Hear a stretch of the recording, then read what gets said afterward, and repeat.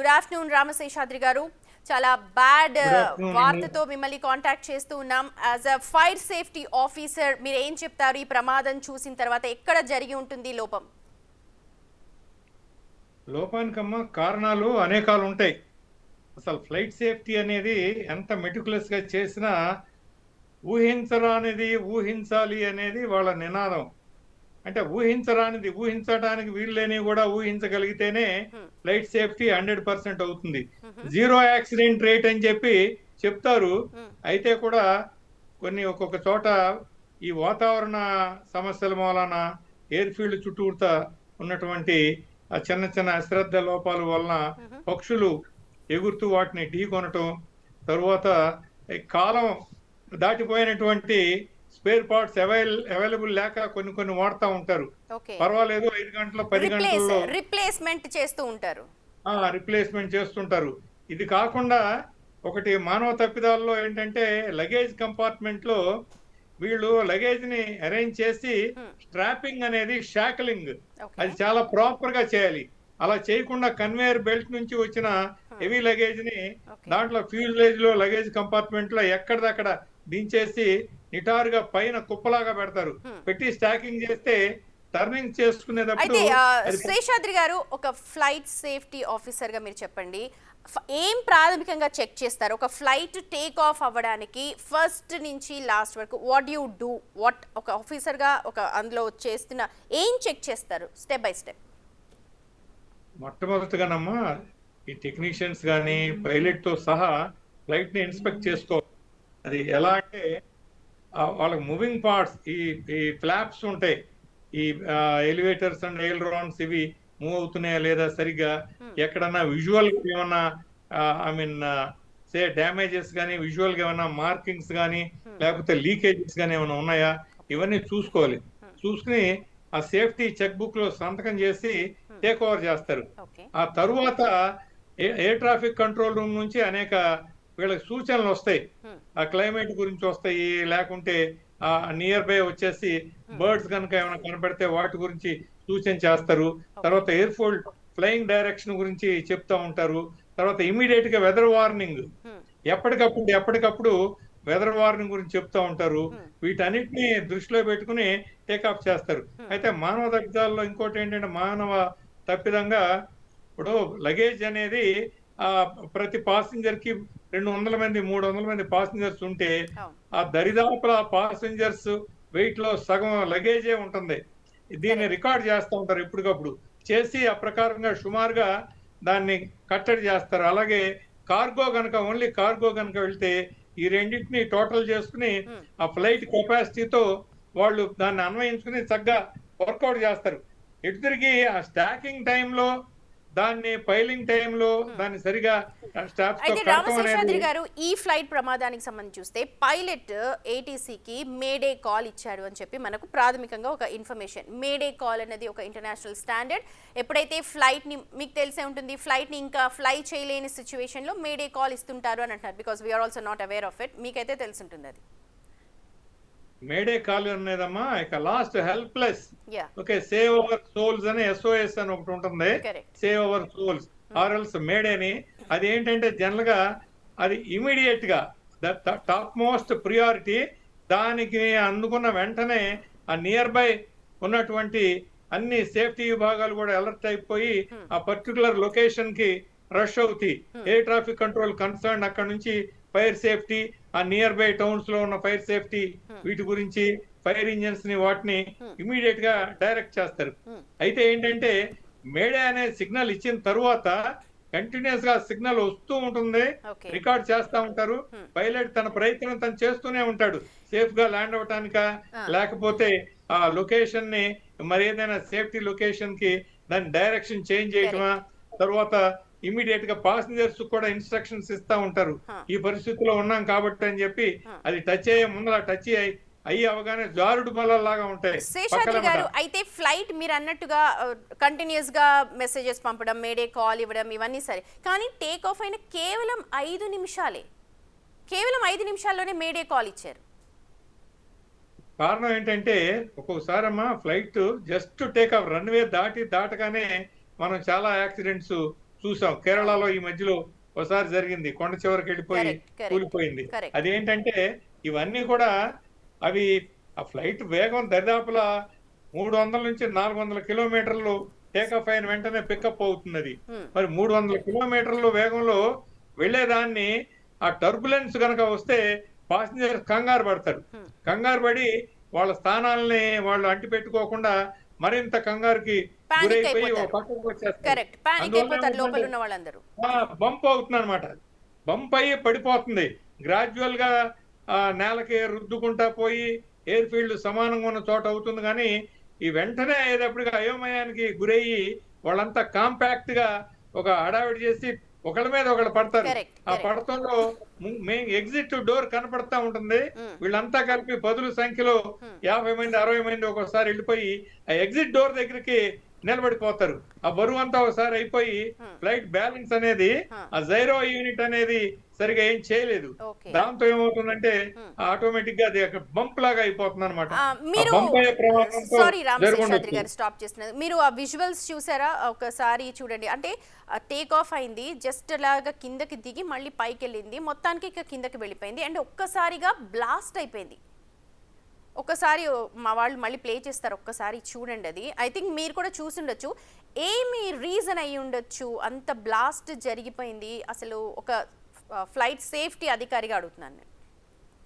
If you can. Last గమ్మా కారణాలు ఏంటంటే impact వచ్చేసి ఎప్పుడైతే ఫార్వర్డ్ మోషన్ అనేది లేదో ఫ్లైట్ థియరీ ప్రకారం ఫార్వర్డ్ మోషన్ అండ్ ఆ ఈక్విలిబ్రియం అనేది కనుక పోయినప్పుడు ఫార్వర్డ్ మోషన్ లేనప్పుడు అదేమవుతుందంటే స్టోన్ లాగా పడిపోతుంది. ఓకే జస్ట్ అందులో డ్రాప్ గ్రావిటీ పడేటప్పుడు కోల్పోయి గ్రావిటీ కింద పడిపోతుంది అలాగే. పడిపోతుంది. తర్వాత ఏంటంటే దాని సార్ చూడండి సార్ ఒక్కసారి మీరు inclination ఇఫ్ యూ కనుక can see big television లో ఒకసారి మీరు చూడొచ్చు ఆ ఫ్లైట్ అలా జస్ట్ టేక్ అయ్యి మళ్ళీ కిందకి దిగిపోయింది ఒక్కసారిగా. నిజంగా చాలా సాడ్ పార్ట్ ఇది. ఒక చూడండి అది మొత్తం ఇట్లా బ్లాస్ట్. yes. ఇలా జరగటం కొంచెం రేర్ అమ్మా. ఈ రకంగా ఇంత సడన్ గా అవటం అనేది అదే దట్స్ వాట్ ఈజ్ ఏంటంటే కన్ను తెరిచి కన్ను మూసే లోపల అంటారే క్షణకాలం. లెప్పక చాలా క్షణకాలం, ఫ్రాక్షన్ ఆఫ్ ఏ సెకండ్ అనుకోవాలి. Correct. క్షణం అంటాం కూడా వీల్లేదు అవును దీంట్లో. ఇంతకాలం అందులో మీరు అన్నట్టు. ఇంత సెన్స్ ఎస్ దీంట్లో ఏంటంటే అందులో హై ఆక్టేన్ ఫ్యూయల్స్ ఉంటాయి. ఈ హై ఆక్టేన్ ఫ్యూయల్స్ అనేవి అవి దానికి తగ్గట్టు నార్మల్ టెంపరేచర్ కాకుండా ఈ ఫ్రిక్షన్ అండ్ అదర్ ఇంపాక్ట్ దీని మూలన కూడా సడన్ టెంపరేచర్స్ పెరుగుతాయి.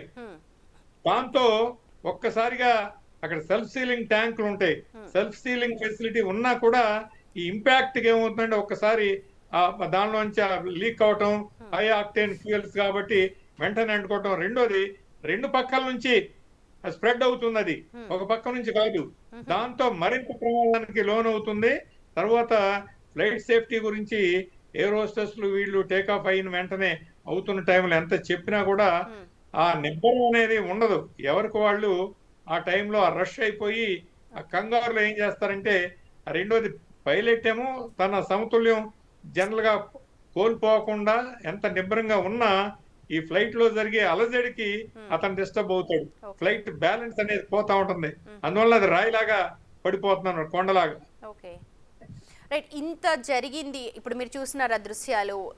ఆ ఘటనలో మనకి ఎవరైనా ప్రాణాలతో దక్కే అవకాశం ఉందంటారా? ఉంటుందమ్మా. మొట్టమొదట స్లైడింగ్ బోర్డుల్ని కిందకు వదులుతారు, జారుడు బల్లలు లాగా. అది అయిన తర్వాత ఫస్ట్ బ్యాచ్ లో ఎవరన్నా ముందు ఉండి జారగలిగితే సేఫ్టీగా వాళ్ళు ఎస్కేప్ అవుతారు. కానీ ఛాన్సెస్ కొంచెం తక్కువే, అక్కడక్కడ జరుగుతూ ఉంటాయి. అది సమ్ కైండ్ ఆఫ్ ఏంటంటే ఎమర్జెన్సీ డిసిప్లిన్ అనేది కూడా ఈ పాసెంజర్స్ లో ఉండాలి. అంత టైం కూడా ఉండట్లేదు. జస్ట్ అలా కింద దిగింది, టైం కూడా జస్ట్ అలా దిగింది, కింద జారి విడిచేంత కూడా స్లైడర్స్ లేనట్టుంది. ఒక్కసారిగా చూడొచ్చు ఆ టైర్ ఏదో మొత్తం ఇట్లా బయటకు వచ్చేసింది, బ్లాస్ట్ అయిపోయింది.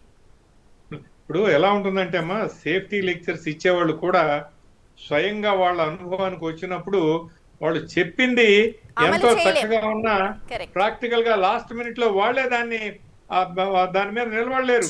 కారణం ఏంటంటే అసలు మైండ్ పనిచేయదు, ఎప్పటికప్పుడు ఈ క్షణంలో జంప్ అవుట్ అయితే మనం సేఫ్టీగా ఉంటామేమో అని అందరూ ఒకేసారి ఒకే క్షణంలో జంప్ చేస్తారు ఆ డోర్ దగ్గర. అలాంటి వాటి వల్లనే ఈ ప్రమాదాలు జరుగుతూ ఉంటాయి. ప్రమాదం జరిగిన తర్వాత ప్రమాదం కంటే ఎక్కువ ఆ ఎమర్జెన్సీ టైంలో డిసిప్లిన్ లేకుండా, కోఆర్డినేషన్ లేకుండా అందరూ ఒకేసారి నెట్టుకొచ్చి ద్వారంలో ఇరుక్కుపోతారు, తలుపు దగ్గర, ఆ డోర్ దగ్గర, ఎగ్జిట్ డోర్ దగ్గర ఇరుక్కుపోయి అది ఇంకా ప్రమాదంగా అవుతుంది, ఎటు పోలేరు. అదే కనుక కొంచెం ఒక రకమైన లైన్ లో కనుక వెళ్ళగలిగితే 2 లైన్స్ లో కనీసం ఏదో కొంచెం కాలిన గాయాలతోనో పడిపోయిన గాయాలతోనో ఇంజరీస్ తోనో బయటపడతారు. అలా కాక జామ్ అయిపోతారు.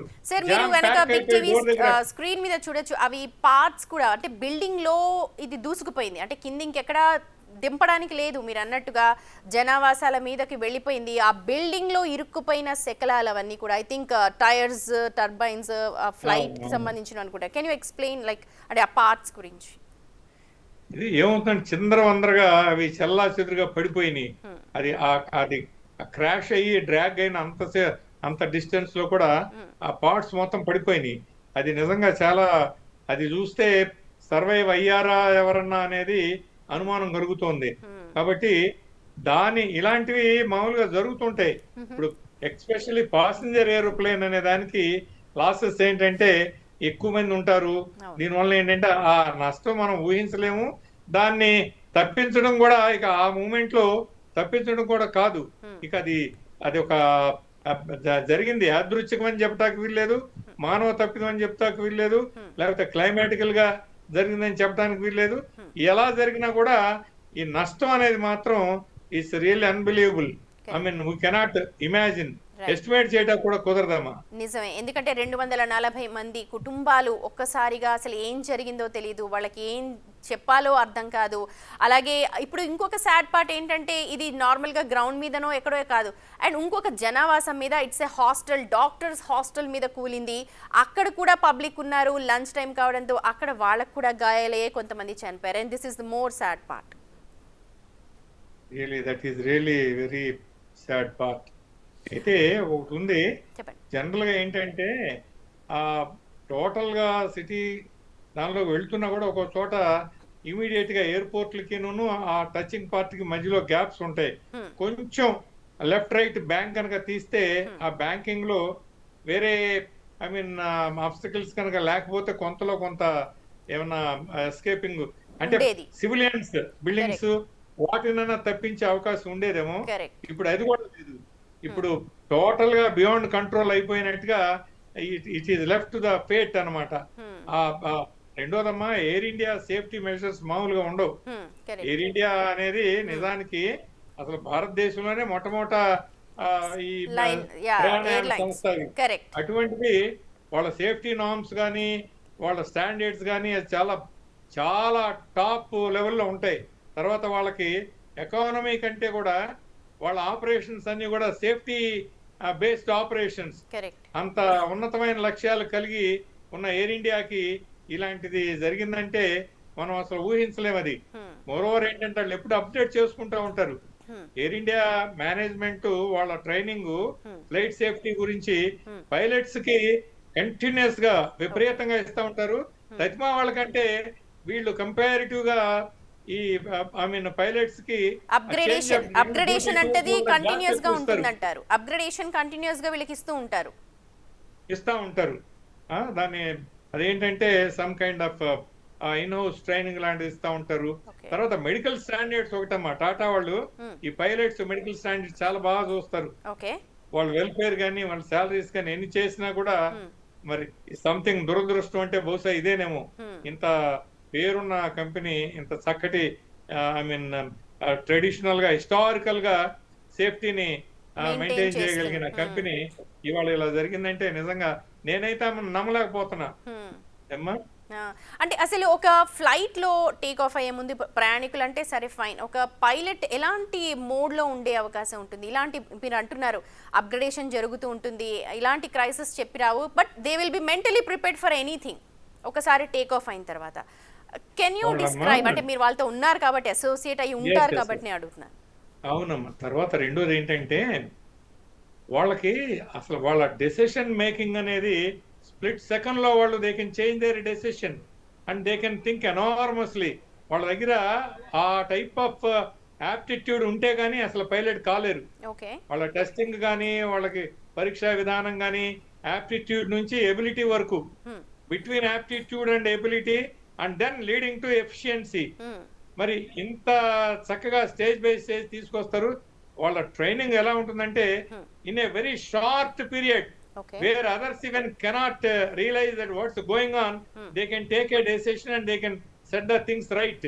ఓకే. అలాంటి కెపాసిటీ ఉన్న వాళ్ళే ముఖ్యంగా ఇలాంటి ఇంటర్ కాంటినెంటల్ ఫ్లైట్స్ వెళ్ళాలి అంటే హ్మ్. కంటిన్యూస్ గా 10 గంటలు 12 గంటలు ఫ్లై అయ్యేవాళ్ళు, ఓవర్సీస్ వెళ్ళే వాళ్ళకి కరెక్ట్. అలాంటి ఈ ఎమర్జెన్సీ కండిషన్స్ లో కూడా హ్మ్. రెస్పాన్స్ అయ్యేటువంటి ట్రైనింగ్ ఇస్తారు.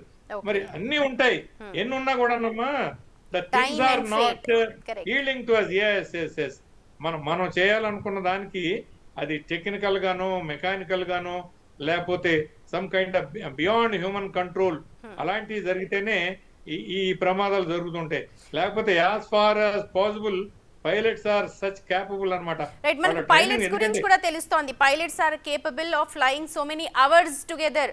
ఎందుకంటే వాళ్ళు 9 hours ఆఫ్ జర్నీ లండన్ అంటే లైక్ ఎన్నో అవర్స్ ట్రైనింగ్ తీసుకుంటారు. పైలట్స్ ఎలాంటి వాళ్ళని ఇట్లా ఈ బోయింగ్ 787 కావచ్చు లేకపోతే ఇంటర్ కాంటినెంటల్ వాటికి చేస్తూ ఉంటారు, వాళ్ళకి ఫీల్ చేస్తూ ఉంటారు, ఒకసారి చెప్పగలరా? జనరల్గానమ్మా ఇప్పుడు ఈ పైలట్ కెప్టెన్ వచ్చేసి 8,000 గంటల పైన ఎగిరినట్టుగా ఇందాక తెలుస్తోంది. Just correct. అక్కడ అవును. చూసాను. అవును. మరి అంత సుదీర్ఘమైన అనుభవం కలిగి ఆ తర్వాత ఆ second IC and then third standby pilots వీళ్ళంతా కూడా ఈక్వల్లీ గుడ్ అనమాట. హ్మ్. అందులో టేకప్ అయిన వెంటనే ఉన్న ఇద్దరు కూడా very seniors and very efficient. హ్మ్. అయితే కూడా అది మరి ఏ రకంగా జరిగిందనేది హ్మ్. Is beyond imagination. కాకపోతే ఏంటంటే లగేజ్ కంపార్ట్మెంట్ లో హ్మ్. డిజార్డర్లీగా ఉండే అవకాశం ఒకటి. రెండోది వచ్చేసి హ్మ్.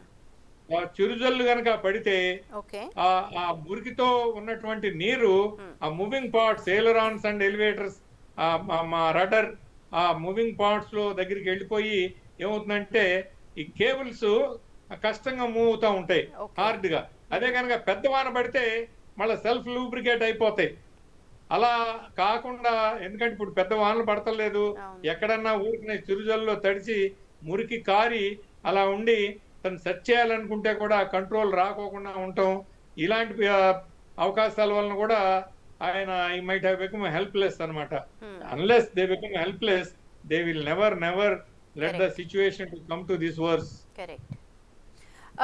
శేషాద్రి గారు, ఇలాంటి ఘటనలు నిజంగా చాలా బాధాకరం. అయితే ఇప్పుడు వాళ్ళ ఎమోషన్స్ కావచ్చు, లేకపోతే మీరు అన్నట్టుగా Indian airlines it's a brand and వాళ్ళ క్రెడిబిలిటీ కావచ్చు, లేకపోతే దిస్ ఆల్ అన్నది సెకండరీ. కానీ ఇప్పుడు 240 మంది ప్రయాణికులు విత్ ద క్రూ సిబ్బందితో కలిపి చెప్తున్నాను నేను. సో వాళ్ళందరికీ ఆన్సరబుల్, అది ఒక పెద్ద క్వశ్చన్. ఇక్కడ ఎలా ఉంటుందంటే అమ్మా క్రూ వచ్చేసి వాళ్ళు మెంటల్ గా ఎంత సాక్రిఫైయింగ్ నేచర్ పెంచుకుంటారంటే till the last they treat the aircraft as their mother and the passengers as their children. I have seen many people, they are the last people to come out okay. And they are prepared for any eventuality. అలాంటి పరిస్థితుల్లో ఉంటారు మా pilots. మనోభావాలు వాళ్ళతో మాట్లాడుతుంటే చెప్తుంటారు అనమాట. They compare the aeroplane like there mother and the passengers like their children అన్నమాట. అంటే ఆ ఫీలింగ్ అనమాట. Correct. At any cost till the last what most is possible అనే ధ్యేయంతో ఉంటారు. మరి అలాంటి ఇంటెన్షన్స్ తో ఉండి అంత చక్కటి అనుభవం, యాప్టిట్యూడ్, అర్హత, వాళ్ళకి ఎక్స్పీరియన్స్ అన్ని కలిగి ఉండి కూడా ఇలాంటి దురదృష్టకర సంఘటనలు జరిగితే మనం కూడా ఏమి చేయలేము. అదంతా ఇక చివరికి ఫిలసాఫికల్ చెప్పాలంటే ఇట్స్ గాడ్స్ విల్ అంటారే, ఆ రకమైన మాట ఒకటే చెప్పగలం మనం. ఇప్పుడు ఈ ఎయిర్పోర్ట్ అంటే ఇప్పుడు టేక్ ఆఫ్ అయిన ఒక 5 minutes జస్ట్ ఎయిర్పోర్ట్కి చాలా దగ్గరలో జరిగింది. దాన్ని మళ్ళీ టర్న్ చేయడానికి, ఎందుకంటే ఇమీడియట్గానే గుర్తించుండొచ్చు పైలట్స్ చాలా సీనియర్స్ అని అనుకుంటున్నారు. సో దాన్ని మళ్ళీ వెంటనే వెనక్కి తిప్పడానికి కూడా ఆస్కారం ఉండదంటారా ఆ స్పీడ్కి వాటికి? లేదమ్మా, ఇప్పుడు సడన్ గా వెనక్కి తిరగటానికి వీల్లేదు. అందులో ఆల్టిట్యూడ్ గెయినింగ్ వీళ్ళు టేక్ ఆఫ్ అయిన తర్వాత దరిదాపులా 800 మీటర్లో ఏమో హైట్ లోకి వెళ్ళిందని చెప్తున్నారు. అది కనీసం ఒక 3000 to 4000 మీటర్స్ పైకి వెళ్తే కానీ కానీ అది వాళ్ళకి హైట్ కూడా చాలా తక్కువగా ఉంది కదండి, అంత ఎక్కువ. తక్కువ ఉందమ్మా. అందుకే ఆ ఇంపాక్ట్ అనేది, ఆ పుల్ డౌన్ అనేది ఎఫెక్టివ్ గా జరిగింది. మ్మ్. అది ఉండటం వల్లనే ఆ పుల్ డౌన్ ఎఫెక్ట్ అనేది త్వరగా జరిగింది. ఒకవేళ 4000 ఫీట్ కనుక 5000 ఫీట్ కనుక వెళ్ళుంటే అక్కడ నుంచి కొంచెం వాళ్ళు they will have look around and see the place, make the diversion instead of ఈ పాపులేషన్ ఉండే ప్రాంతాలు కాకుండా కొంచెం ఐ మీన్ నిర్జనంగా ఉండేవి, లేకపోతే అగ్రికల్చరల్ ఫీల్డ్స్ ఉండేవి. ఒకసారి మీకు విన్నారో లేదో, మొరార్జీ దేశాయ్ విమానాన్ని ఒక దాన్ని, భారతీయ వాయుసేన విమానాన్ని అచ్చంగా పచ్చిక పొలాల్లో Fields లో దింపారు, yes. ముళ్ళతో ఉన్న పొలాల్లో దించేశారు టియు సిరీస్ Correct. ఏరోప్లేన్ ని. అవును. మరి చూడండి ఆయన చాకచక్యం, ఎందుకంటే సర్టన్ హైట్ లో ఉన్నాడు, గమనించాడు. సో ఈ కుడ్ టేక్ ఎ డెసిషన్. ఇక్కడ ఏంటంటే ఈ తక్కువ హైట్ లో ఆలోచన చేయడానికి వీల్లేదు, మాన్యూరింగ్ చేయడానికి వీల్లేదు. వాట్ హాస్ హ్యాపెండ్ అనేది he not able to do that. He might not have had the communication with the flight engineer also. Flight engineer తో అసోసియేట్ అయ్యి ఏదన్నా ఒక 10 seconds టైం ఉన్న ఫ్లైట్ ఇంజనీర్ అసోసియేట్ అయ్యి కొంచెం సలహా ఇస్తాడు. Correct. అలాంటి పరిస్థితి కూడా బహుశా ఆన్ బోర్డు జరిగి ఉండదు. డీజీసీ అదే చెప్తోంది, ఏటీసీ నుంచి వచ్చింది కానీ ఫ్లైట్ నుంచి మళ్ళీ మాకు ఎటువంటి రెస్పాన్స్ లేదు అంటే, ఆ టైంకే మొత్తం అంతా జరగాల్సిన నష్టం కావచ్చు, ఘోరం జరిగిపోయి ఉండొచ్చా? అంతే కదమ్మా. ఇప్పుడు ఏటీసీ నుంచి కమ్యూనికేషన్ కనుక ఉంటే లొకేషన్ చెప్తారు. ఏటీసీలో ఒక్కోసారి ఎమర్జెన్సీ రెస్పాన్సెస్ కూడా ఇస్తా ఉంటారు, వాట్ కుడ్ బి డన్ అనేది. అసలు కమ్యూనికేట్ చేసే అవకాశం లేదు. ఈ just gave a mayday call, దానికి ఏటీసీ ఎయిర్ ట్రాఫిక్ కంట్రోల్ వాళ్ళు రెస్పాండ్ అయితే ఆ తర్వాత మళ్ళీ ఇటు నుంచి లేదు. What he's happened is they could see all the way that a big smoke and fire is blast అనేది కళ్ళకి కనపడింది జనాలకి. అంతేగాని వేరే రకంగా ఏం జరిగింది అనేది ఏటీసీకి దేర్ ఆఫ్టర్ ఏం లేదు. సెకండ్ కమ్యూనికేషన్ అనేది మేడే తర్వాత ఏం లేదు. Right right right. June 12 నిజంగా ఒక సాడ్ డేగా చెప్పాలి. ఇది మొత్తం చూసిన తర్వాత శేషాద్రి గారు ఏమన్నా అంటే, గాడ్ విల్, అది ఫైనల్ ఫిలాసఫికల్ స్టేట్మెంట్ అయినా మానవులుగా, హ్యూమన్గా మనం తీసుకోవాల్సిన జాగ్రత్తలు ఒక్కసారి మీరు చెప్తారా? ఎలా ఉంటుందంటే అమ్మా, ఫస్ట్ ఆఫ్ ఆల్ అడ్మినిస్ట్రేషన్ లో పైలట్స్ కి సఫిషియంట్ గా వాళ్ళకి ఆ టూర్ ఆఫ్ డ్యూటీస్ లో మధ్య మధ్యలో గ్యాప్స్ ఉండాలి బాగా. ఓకే. అది పైలట్స్ కూడా వాళ్ళు ఏంటంటే డ్యూటీని గుర్తుపెట్టుకుని పర్సనల్ లైఫ్ లో తదనుగుణంగా వాళ్ళు ఉండాలి. వాళ్ళ లివింగ్ స్టైల్ అనేది ఎలా ఉండాలంటే ఫ్లైట్ సేఫ్టీని గుర్తుపెట్టుకుని వాళ్ళ జాగ్రత్త, వాళ్ళ అలర్ట్నెస్, తర్వాత ఆరోగ్యంగా ఉండటానికి అలాంటి లైఫ్ స్టైల్ కూడా ఉండాలి. ఓకే. అంతేగాని ఫ్లైట్ వదిలేసిన తర్వాత life style something total enjoyable గా ఉండాలి, రిలాక్స్డ్ గా ఉండొచ్చు, కానీ ఎంజాయబుల్ గా ఉండాలి అనుకుంటే ఈ సొసైటీలో అనేక రకాల ఇంప్రాపర్ మీన్స్ ఉంటాయి. అది ఆ సెల్ఫ్ కంట్రోల్ అనేది ఉండాలి. తరువాత అడ్మినిస్ట్రేటర్స్ ఏంటంటే వీళ్ళకి అక్కడ ల్యాండ్ అయ్యి మళ్ళా ఫ్లైట్ చేంజింగ్ టైంలో అకామిడేషన్ కి, ట్రాన్స్పోర్టేషన్ కి ప్రొవైడ్ చేస్తారు. చేసినా కూడా ఒక్కోసారి ఆ లోకల్ గా ఉన్న పరిస్థితుల్లో ఒక్కోసారి పైలట్స్ పాపం వాళ్ళ డెస్టినేషన్ వెళ్తా ఉంటే, హోటల్కి వెళ్తా ఉంటే ఆ క్లైమేటికల్ కొన్ని వర్షాలు రావటం, లేకపోతే అక్కడ డిలేస్ అవటం, హోటల్లో ప్రాపర్ రిసెప్షన్స్ లేక టైర్ అయిపోయి ఉంటే అరగంట కౌంటర్ లో వెయిట్ చేస్తారు పాపం. వాళ్ళకి ప్రియారిటీ ఇవ్వాలి అన్ని చోట్ల. అది. రెండోది వచ్చేసి ఈ supervision, flight safety supervision, luggage loading areas లో ఆ కన్వేయర్ బెల్ట్ తర్వాత ఫ్యూజిలేజ్ లో లగేజ్ ఎలా సర్దుతున్నారు, షాక్లింగ్ అని నెట్ లో వేసి దాన్ని కట్టేయటం, కాంపాక్ట్ గా పెడుతున్నారా లేదో చూసుకోవాలి. మూడోది వచ్చేసి ఈ మూవింగ్ పార్ట్స్ ని ప్రత్యేకమైన జాగ్రత్తతో చూడాలి. ఎయిల్రాన్స్ గానీ, ఎలివేటర్స్ గానీ, రడర్స్, వీటిని చాలా జాగ్రత్తగా చూడాలి. నాలుగోది వచ్చేసి ఫ్యూయల్ వచ్చేసి రిఫ్యూయలింగ్ ఒకవేళ అవకాశాలు గనక ఉంటే కావలసిన వరకే ఫ్యూల్ ఫిల్ చేసుకోవాలి. వీళ్ళు ఏం చేస్తారంటే రిఫ్యూలింగ్ చేస్తే టైం పడుతుంది. సపోజ్ ఆ ఫ్లైట్ కి టైం సేవ్ చేయడానికి ఏం చేస్తారంటే ఎట్ ఏ టైం ఫిల్అప్ చేసుకుంటారు. అది ఫ్యూయల్ అనేది ఎంత అవసరమో. ఇప్పుడు దీంట్లో ఫ్యూయల్, ఇప్పుడు అహ్మదాబాద్ నుంచి లండన్ వెళ్తుందండి, ఎంత ఫ్యూయల్ కెపాసిటీ ఉండే అవకాశం ఉంది? ఎంత ఫ్యూయల్ నింపు ఉండొచ్చు? ఎంత ఓవర్లోడ్ చేస్తారు? ఇన్ కేస్ చేసి ఉంటే ఎంత చేస్తారు? దరిదాపులమ్మా, I think if I not mistaken they take almost 40,000 litres. 40,000 litres of fuel ని వరకు అది తీసుకుంటారు. And maybe 25 to 30,000 litres I think comfortable గా సరిపోవాలి ఓకే లండన్ వరకు. ఇది అబౌట్ 8 to 9 hours ఫ్లైట్ కాబట్టి. ఓకే అయితే ఏమని ఆలోచిస్తారంటే in case of emergency right straight గా లండన్ వెళ్ళటం సాధ్యం కాకపోతే మేబీ ఆ నియర్ బై ఐలాండ్స్ లోనే అక్కడ దిగటం, అక్కడ రిఫ్యూలింగ్ ఫెసిలిటీస్ ఉండవేమో అని చెప్పి ఆ రిస్క్ అనేది తీసుకోకుండా ఉండటానికి వీళ్ళు ఖచ్చితంగా కొంచెం అప్రోప్రియేట్ గా ఎక్కువ ఫుల్ కెపాసిటీలోనే పెట్టుకుంటారు okay to be very safe. అది కూడా ఆ ఆలోచన మంచిది. ఆలోచన సేఫ్టీతో పాటు కంఫర్టబుల్ గా ఉండాలి, కన్వీనియంట్ గా ఉండాలి అన్న ఆలోచనతో ఫుల్ గా వాళ్ళు వాటిని ఫ్యూయల్ ఫిలప్ ని చేసుకుంటూ ఉంటారు. నింపుండొచ్చు. ఇప్పుడు ఆ ఫ్యూయల్ నిండుగా ఉండడం కూడా ఈ ప్రమాద తీవ్రతకు కారణంగా కూడా చూడొచ్చా? ఎందుకంటే ఒక్కసారిగా హెవీ బ్లాస్ట్. చూడొచ్చు, ఎందుకంటే సడన్ బ్లాస్ట్ అయింది కాబట్టి అది డే టైం అన్నమాట. ఆ ఫ్లేమ్స్ హై రైజింగ్ టోటల్ గా అది ఎన్గల్ఫింగ్ ఫ్లేమ్స్ అన్నమాట. ఎన్గల్ఫింగ్ ఫ్లేమ్స్ అలా జరిగినాయి అంటే అది ఫ్యూయల్ కెపాసిటీని బట్టి ఆ ఎన్గల్ఫింగ్ ఫ్లేమ్స్ అనేవి జరుగుతూ ఉంటాయి. కాకుంటే మరి మరో మార్గం కూడా ఏం లేదు. మనం అనేక రకాలుగా ఆలోచిస్తూ ఉంటాం. ఎయిమ్ అనేది zero error and zero absolutely accident rate, expect the unexpected, okay ఊహించటానికి వీలు లేని వాటిని కూడా రైట్ ఊహించి ఫ్లైట్ సేఫ్టీ ఉండాలి. ఆ మంచి మంచి ధ్యేయాలతో ఉంటారు. ఎందుకంటే అమ్మా వాళ్ళు నిజంగా ఆ వృత్తిలో ఉన్న వాళ్ళు చాలా ఉన్నత లక్ష్యాలు, ఆ పాసింజర్స్ సేఫ్టీ గురించి, వాళ్ళ పొలైట్నెస్, ఆ ఫ్లైట్ క్రూ కూడా వాళ్ళందరూ కూడా ఒక their culture is different. Correct వాళ్ళు చాలా చక్కటి సౌహృద్భావంతో అవును అందరినీ కూడా హ్యాపీగా ఉంచాలనే ప్రయత్నాలతో వాళ్ళ కెరీర్ లో వాళ్ళని చేసేదే అది, అవును నేర్చుకున్నది అది, చేసేది అది. అవును అలాంటి ఉన్నత లక్ష్యాలు ఉన్నటువంటి వృత్తిలో మరి సాహసోపేతం అంటే సాహసంతో పాటు ప్రమాదాలు కూడా అసోసియేట్ అయిన వృత్తి ఇది. అవును కొట్టి సాహసం కనుక ఉంటే చేసి బయటపడతారు. ఇక్కడ బయటపడతాక వీల్లేదే.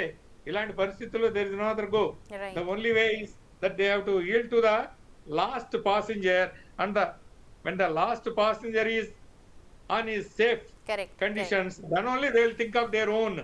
So last safety is their safety, and to the last first safety is the passenger safety. Correct అలాంటి స్లోగన్స్ ఉంటాయి వాళ్ళు రాసే వాళ్ళ రెస్ట్ రూమ్ లో వాళ్ళు తీసుకునే ఐ మీన్ వీటిల్లో ఆ స్లోగన్ చూస్తే Correct. చాలా ఆశ్చర్యం వేసేది. అసలు ఇలా రాశారు, ఇలా ఫాలో అవుతారంటే I mean the something beyond imagination. Correct కానీ ఇలాంటప్పుడు జరగాల్సిన నష్టం జరిగిపోయింది. చాలా ఘోరమైన ప్రమాదం అండి. థ్యాంక్ యూ సో మచ్ మాతో మాట్లాడినందుకు రామశేషాద్రి గారు. థ్యాంక్స్ ఫర్ ద ఇన్సైట్ అండి. నిజంగా June 12th అన్నది ఒక బ్యాడ్ డేగా మిగిలిపోయింది. ఆ 242 ప్రయాణికుల పాలిట. అహ్మదాబాద్ నుంచి ఎంతో సంతోషంగా వాళ్ళు బోర్డ్ అయ్యారు. బోర్డింగ్ పాసెస్ అన్నీ కూడా ఓకే అయ్యాయి. మొత్తం కూడా టేక్ ఆఫ్ అయిపోయింది. ఎన్నో ఆశలతో వాళ్ళ గమ్యస్థానాన్ని చేరుకోవాలనుకున్నారు.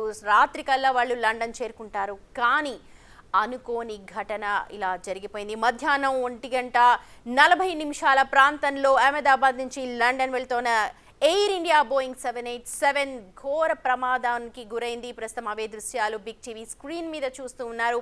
దాదాపు 240 మంది విత్ క్రూ మెంబర్స్ అందరూ కూడా ఆ ప్రమాదంలో ప్రస్తుతం ఏం జరిగింది, మొత్తం చనిపోయారా లేకపోతే కొంతమంది ప్రాణాలతో బయటపడ్డారా అన్న విషయాలు అయితే ఇంకా బయటకు రావట్లేదు. ప్రస్తుతం సహాయక చర్యలు కొనసాగుతూ ఉన్నాయి. DGCA నుంచి కూడా మనకు ప్రాథమికంగానే ఇన్ఫర్మేషన్ అందుతోంది. ఏటీసీ నుంచి ఇన్ఫర్మేషన్ వెళ్ళింది కానీ బోయింగ్ నుంచి ఎటువంటి సమాచారం రాలేదు అన్నారు.